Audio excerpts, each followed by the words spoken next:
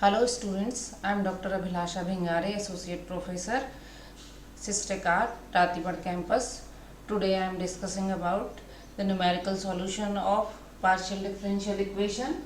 In this, we are finding the numerical solution of one-dimensional heat equation. This is a parabolic equation.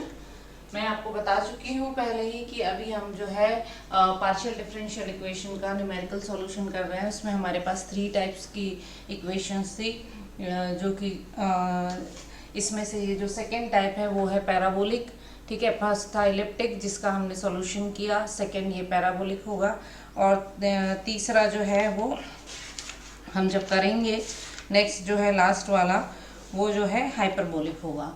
तो इसमें जो है हमारे पास जो स्टैंडर्ड फॉर्म है हीट इक्वेशन का वो क्या होता है, del U upon del T is equal to C square del two U upon del X square.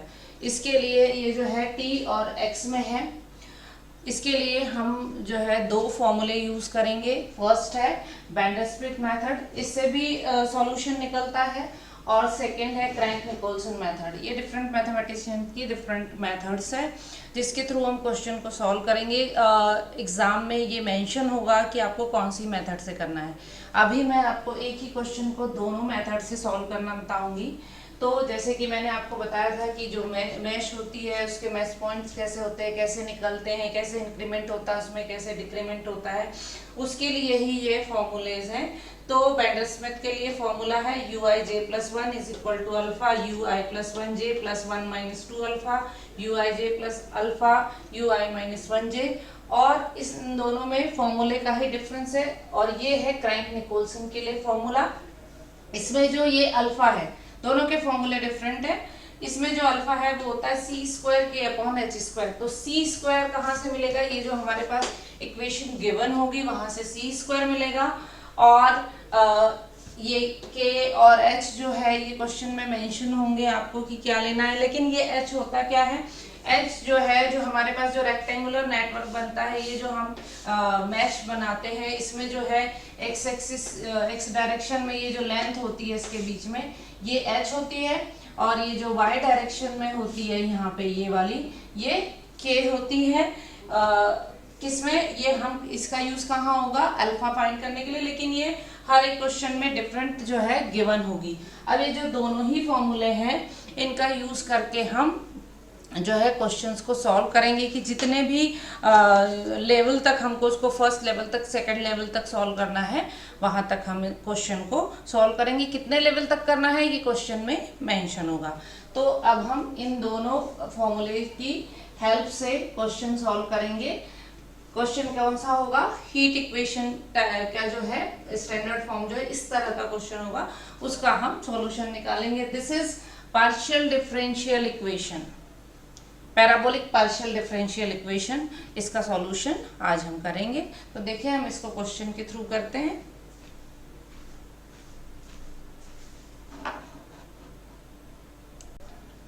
देखिए this is the question, solve the boundary value problem del U upon del T is equal to del two U upon del X square. देखिए exactly ये heat equation type का है। Given ये initial condition है u 0, t और u1, t पे ये value जो है 0 होगा। ये कैसे होगा इससे मतलब नहीं, ये गिवन है। और ये फंक्शन दिया है sin पाई x, जहाँ पे x लाई करता है 0 से 1 के बीच में। इसको इसी क्वेश्चन को हमें दोनों मेथड से करना है, बैंडर-स्मिथ से और क्रैंक-निकोल्सन से। और क्या करना है, कैरिंग कंप्यूटेशन फॉर 2 लेवल्स तक हमें इसको करना है। ये क्वेश्चन में गिवन है, हमें इसको सिर्फ 2 लेवल तक करना है। i इज इक्वल टू 1 और 2 के लिए करेंगे हम इसको। और h लेना है हमें 1/3 और k लेना है 1/36। तो सबसे पहले तो हमें ये दिख रहा है कि ये हीट इक्वेशन का फॉर्म है। तो हम इसको क्या करेंगे, comparing del u by del t with standard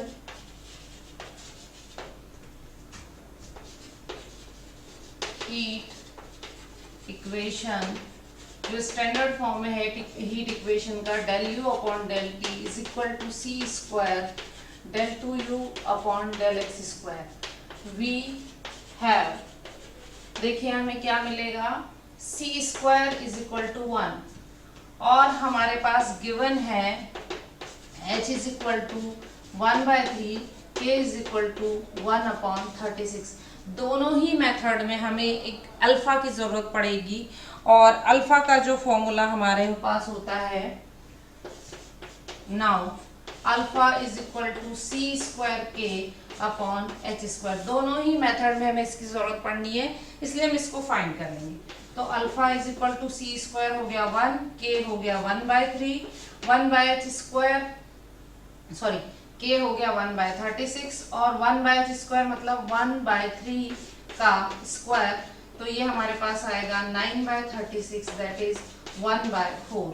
this is the value of alpha. इसकी हमें जरूरत पड़नी है और हमें क्या क्या गिवन है, और हमें जो इनिशियल कंडीशन गिवन है ये वाली, u 0, t is equal to u 1, t is equal to 0, ये कंडीशन गिवन है और ये फंक्शन गिवन है। इसकी हेल्प से हम क्या क्या निकालेंगे। तो देखिए जितनी चीजें हमें यूज में आनी है, ये जैसे अभी हमें किस किस चीज की जरूरत पड़ने वाली है ये मैंने निकालने आपको बता दिया कि अल्फा कैसे निकालना होगा।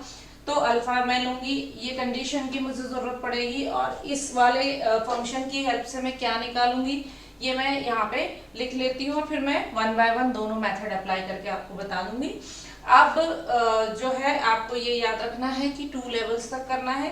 ये क्वेश्चन अच्छे से एक्सप्लेन हो गया, इसलिए मैं क्वेश्चन हटा के जितनी भी चीजों की मुझे जरूरत है वो मैं यहाँ साइड में ले लूंगी और क्वेश्चन सॉल्व करना बताऊंगी।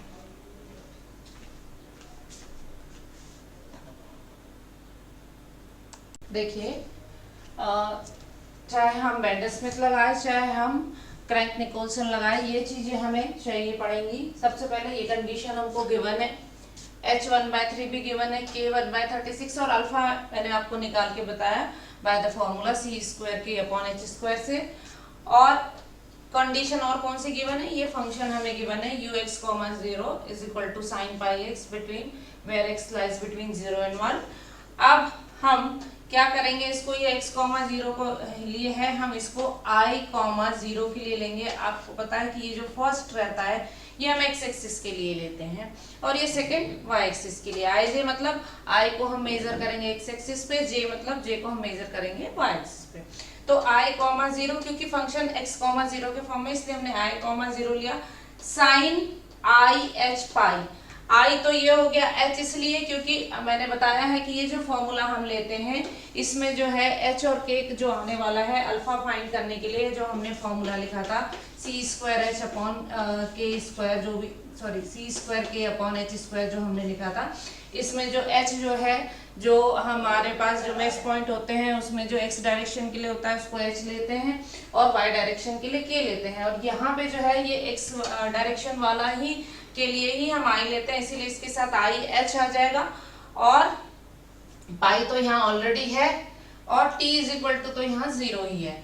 अब अगर मैंने i is equal to 1 put किया, यहाँ पे अगर मैं i is equal to 1 put करती तो यहाँ मेरे पास हो जाएगा i हो गया 1, h है 1/3, ये रहा गिवन है, और पाई तो sin pi/3 and sin pi/3 is √3/2। Similarly u 2, 0 मतलब यहाँ i के प्लेस में हम 2 रखेंगे तो ये हो जाएगा sin 2 pi/3 which is also √3/2। अब मैंने i is equal to 3 put किया तो यहाँ पे देखिए कितना होगा, sin 3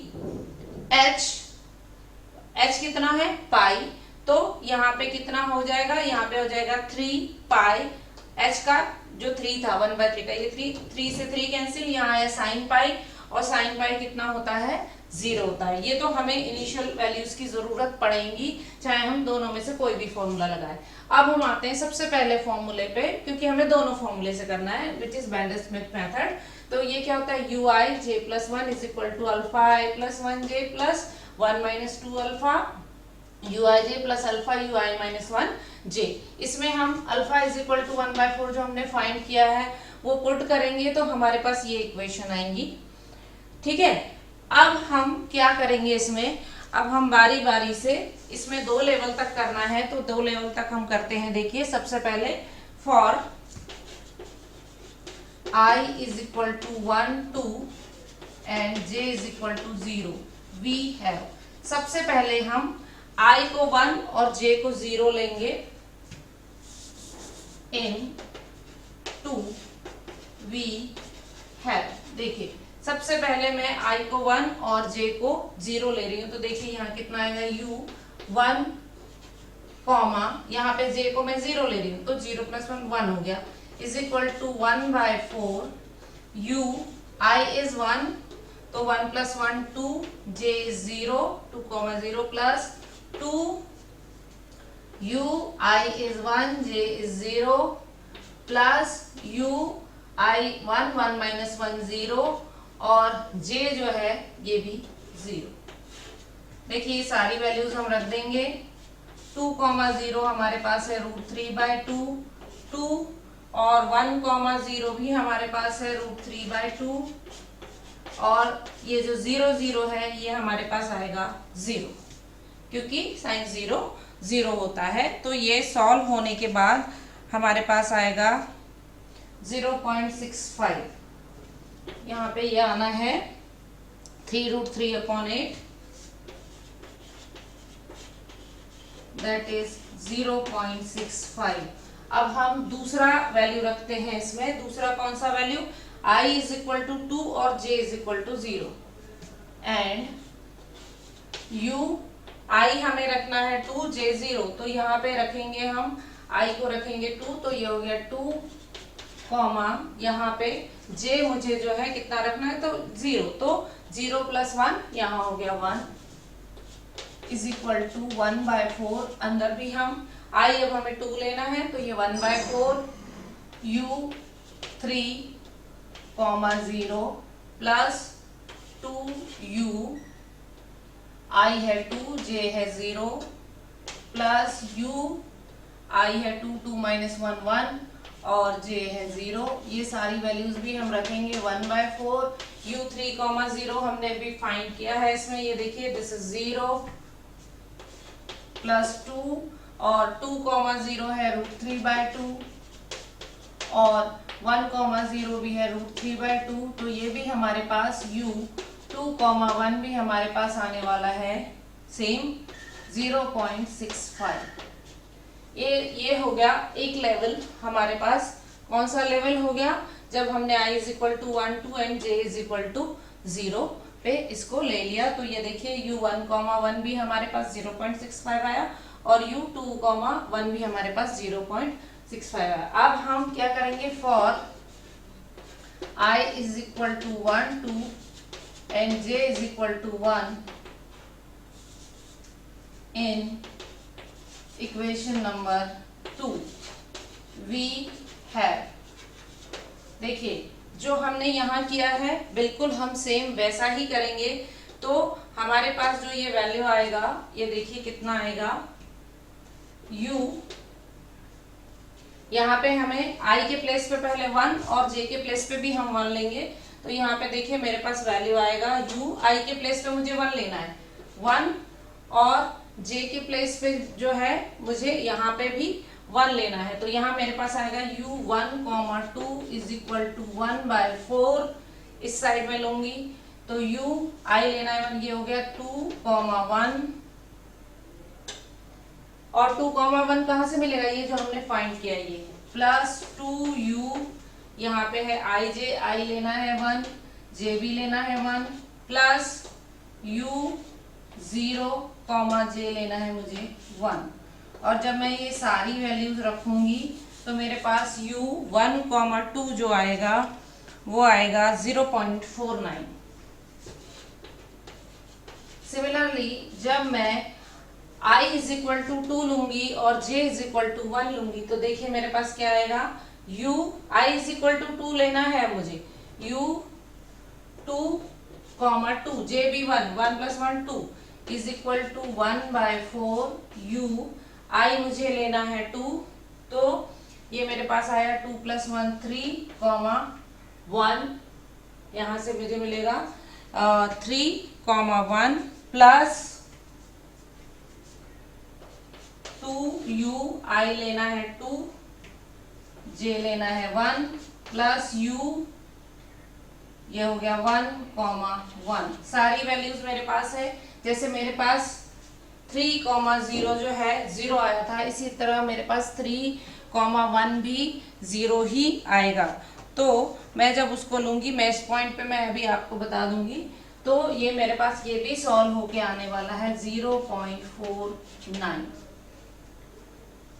ये आएगा 0.49। जिस तरीके से 3,00 था, इसी तरीके से यहाँ जो वैल्यू आने वाला है 3,1, ये भी 0 लेंगे। u2,1 हम फाइंड कर चुके हैं, u11 हमारे पास है ही, यहाँ से हमने निकाला है। ये सारी वैल्यूज हम इसमें पुट करेंगे तो 2 लेवल पे जो हमारे पास देखिए कौन कौन सी वैल्यू, एक तो ये वाला वैल्यू आया u1,1 0.65, u2,1 0.65, और दूसरे लेवल पे हमने जब निकाला इसको तो u1,2 एक लेवल आगे बढ़ गया, और u2,2 ये दोनों ही पे हमारे पास 0.49 0.49। तो ये हमारे पास जो है वेंडर-स्मिथ मेथड से ये क्वेश्चन सॉल्व हो गया। हमें क्वेश्चन में मेंशन था कि हमें इसको सिर्फ 2 लेवल तक करना है, तो हमने इसको 2 लेवल तक ही किया।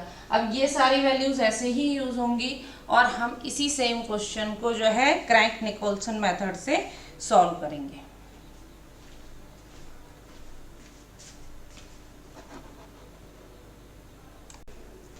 ये वैल्यूज की हमें जरूरत पड़नी है, प्रॉब्लम सेम है। अब हम क्रैंक निकोल्सन मेथड यूज कर रहे हैं। This is the formula of crank Nicholson method. इसमें हम क्या करेंगे, अल्फा इज इक्वल टू 1/4 रखेंगे। सबसे पहले हम यहाँ पे अल्फा इज इक्वल टू 1/4 जैसे प्रीवियस मेथड में लिया था, और अल्फा इज इक्वल टू 1/4 जब हम इसके बोथ साइड रखेंगे तो हमारे पास ये इक्वेशन आएगी। जहाँ जहाँ पे अल्फा है वहाँ हम इसको पुट कर लेंगे। यहाँ से 2 + 2 × 1/4 तो ये 5/2 हो जाएगा। 2 - 2 अल्फा में ये 3/2 हो जाएगा। ये इक्वेशन आ गई, इसको हमने 4 ले लिया क्योंकि हम सेम क्वेश्चन में कर रहे हैं, इसीलिए मैंने इसको 3rd दे दिया और इसको 4th ले लिया। अब जैसा कि हमने वेंडर-स्मिथ में किया था वैसे ही यहाँ करेंगे। i = 1 2, मतलब एक बार i = 1 और j = 0, और दूसरी बार i = 2 और j = 0।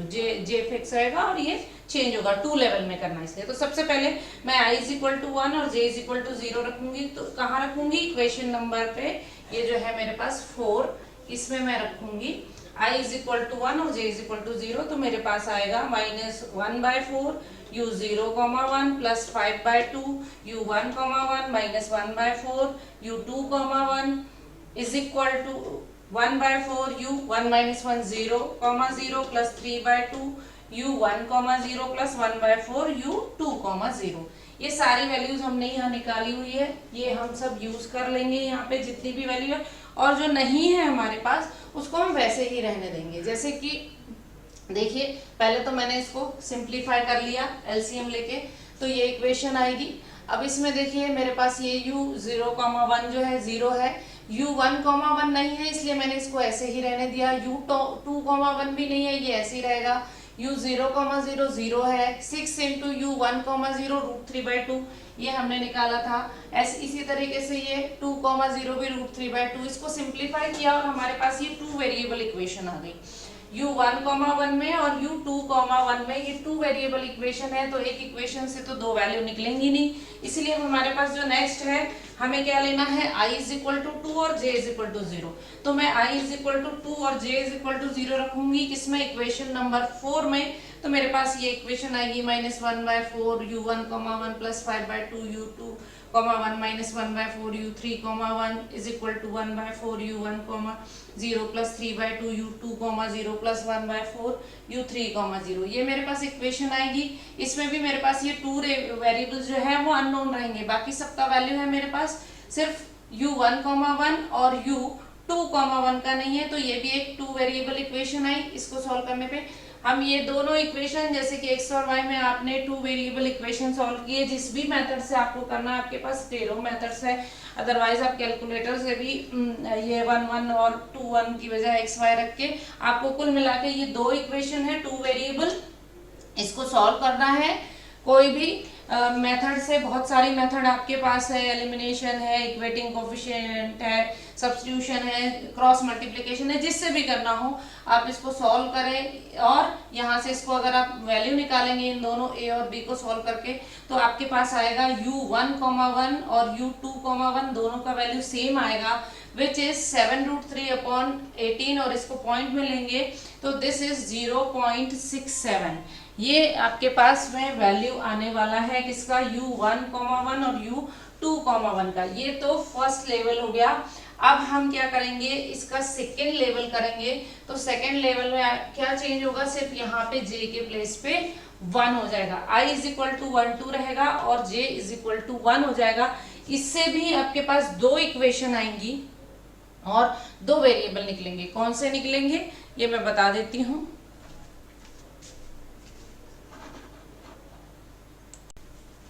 देखिए हमें क्या करना है, नेक्स्ट स्टेप पे जाना है। नेक्स्ट स्टेप में यहाँ तक तो सेम ही होना था, i = 1 2 और j = 1 हम लेंगे तो हमारे पास एक इक्वेशन आएंगी माइनस i = 1 और j = 1 में लूंगी तो -1/4 u0,2 plus 5/2 u1,2 -1/4 u2,2 is equal to 1/4 u0,1 plus 3/2 u1,1 plus 1/4 u2,1।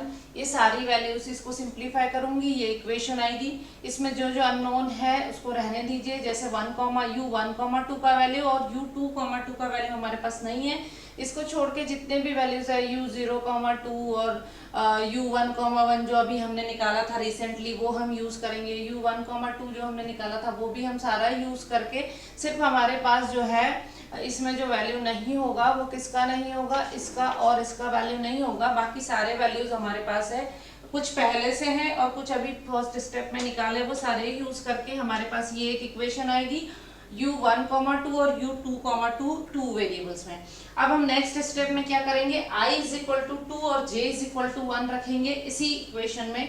तो मेरे पास ये इक्वेशन आएगी -u1,2 plus 10u2,2 minus u3,2 is equal to u1,1 plus 6u2,1 plus u3,1। इसमें भी जो ये दो अननोन वैल्यू है इनको छोड़ के बाकी सारी वैल्यूज जो नोन है वो हम पुट करेंगे तो हमारे पास ये एक और इक्वेशन आएगी। इसको हम c ले लेंगे, ये भी 2 वेरिएबल है और ये भी 2 वेरिएबल है, इसको हम d ले लेंगे। दोनों में वेरिएबल सेम है। जैसा कि मैंने बोला आप 2 वेरिएबल इक्वेशन डिफरेंट वेज में सॉल्व कर सकते हैं, उसको आप सॉल्व करेंगे दोनों ही इक्वेशन को तो दोनों ही इक्वेशन का आपके पास सेम वैल्यू आएगा और वो आएगा 49√3/162 दैट इज 0.52। एक वेरिएबल u1,2 और दूसरा वेरिएबल u2,2 होगा। अब मैं इन दोनों में आपको कंपैरिजन बता देती हूँ कि आंसर में कितना डिफरेंस होगा और कैसे कौन कौन सा वैल्यू सेम आता है लैटिस के थ्रू।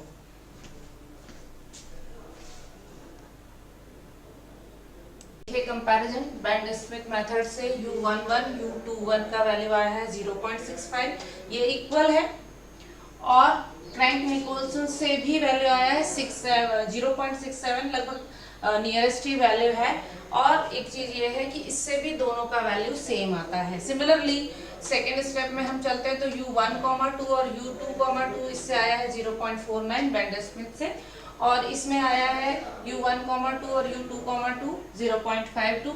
यहाँ पे भी देख रहे हैं कि दोनों ही का वैल्यू सेम आता है और डिफरेंस ये भी 0.5 के करीब है और ये भी 0.5, तो लगभग आंसर सेम आता है। अब ये लेटेस्ट पे देख लीजिए कि यहाँ पे 0 एक इंक्रीज किया तो यहाँ 1,0 आएगा क्योंकि ये x है, x डायरेक्शन है। यहाँ पे 2,0 1,0 पे हमने वैल्यू निकाला था √3/2 और 2,0 पे भी वैल्यू आया था √3/2 और 3,0 पे कितना आया था 0, इसीलिए 3,1 पे भी 0 आएगा क्योंकि ये पैरेलल चल रहा है और यहाँ पे भी कितना आएगा 0 आएगा। ये वाला वैल्यू यूज हुआ था, इसको बताने के लिए ही मैंने ये आपको ड्रॉ करके बताया कि इसका वैल्यू भी 0 आएगा, 3,2 का वैल्यू भी 0 आएगा और यहाँ पे ये कितना आएगा √3/2 और यहाँ पे भी √3/2। ये x डायरेक्शन हो गया और ये t डायरेक्शन हो गया। तो इस तरीके से one dimensional heat equation solve होती है। दोनों ही मेथड से आपको एग्जाम में कोई एक ही मेथड आएगा जिसके थ्रू आपको करना होगा। करने का तरीका बिल्कुल सेम है, सिर्फ फॉर्मूला डिफरेंट है। अल्फा का वैल्यू भी सेम है, सिर्फ फॉर्मूला डिफरेंट है दोनों में और एप्लीकेशन करने का वे बिल्कुल सेम है। और आंसर भी अप्रोक्सीमेटली सेम ही आते हैं। किस तरह से वैल्यू गिवन रहेगी, किसको यूज़ करना है और किसको फाइंड करके फिर वैल्यू पुट करना है। और जितने भी लेवल, जैसे हमें 2 लेवल तक बोला था तो हमने इसको 2 लेवल तक ही सॉल्व किया। आगे भी हो सकता था लेकिन हमें नहीं करना है क्योंकि हमें 2 लेवल तक ही बोला है। This is numerical solution of one dimensional heat equation. This is a parabolic partial equation. So ये जो है कंप्लीट होता है। That's all. Thank you very much.